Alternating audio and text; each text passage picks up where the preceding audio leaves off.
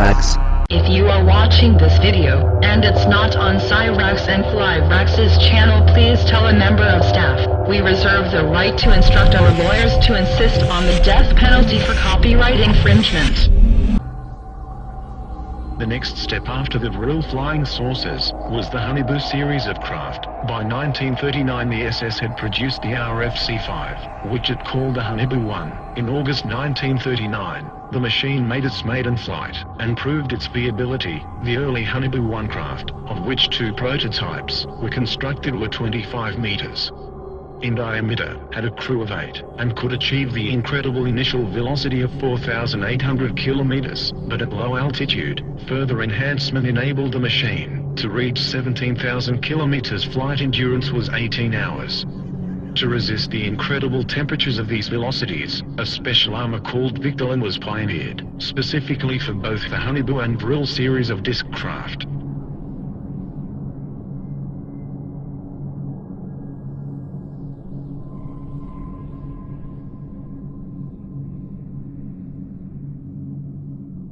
The Haunebu-1 had a double hull of Victolan. The early models also attempted to test out a rather large experimental gun installation, the twin 60mm KSK strong ray cannon. It has been suggested that the ray from this weapon made it a laser, but it was not. It could transmit a powerful energy burst suitable to pierce up to 4 in of enemy armor.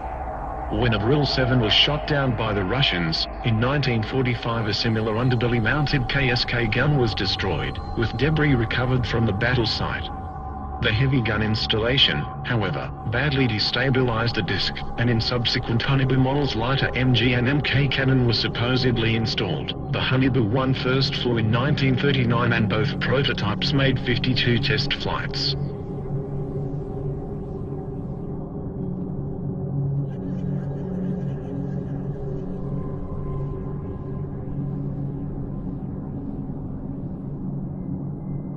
In 1942, the enlarged Haunebu-2, which was 26 meters diameter, was ready for flight testing.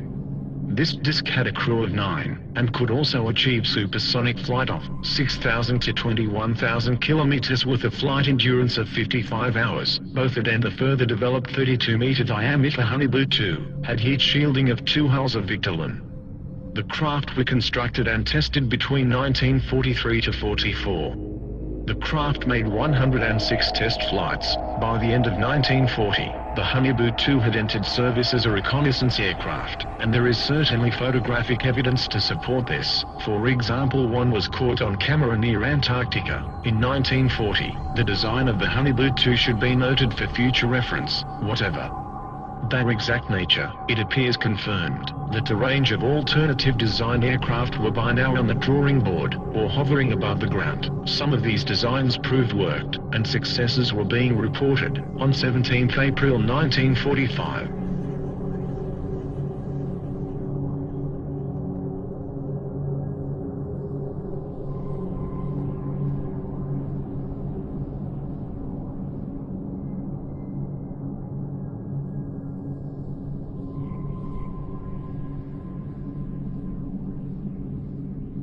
by 1944, the perfected war model, the Haunebu-3, was tested. 2 prototypes were built. These massive machines, several stories tall, were crewed by 20 men. They were also capable of hypersonic speed beyond 21,000 kilometers. The SS had intended further plans for a 120-meter diameter Haunebu-4 were in the works, but no such craft is known to have been constructed before the end of the war. However, these new technologies were coming online too late, for the war was already being lost and won. Within months the Allies and Russians had poured into Central Europe. Hitler was thought dead and the war apparently over, and as soon as the war was over, ghost rockets started appearing over Scandinavia, and within 2 years flying saucers were being reported wholesale over mainland United States. It was no coincidence.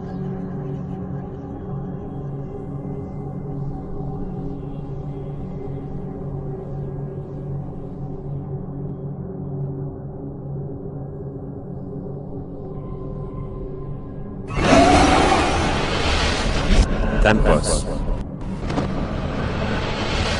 Tempos. Tempos.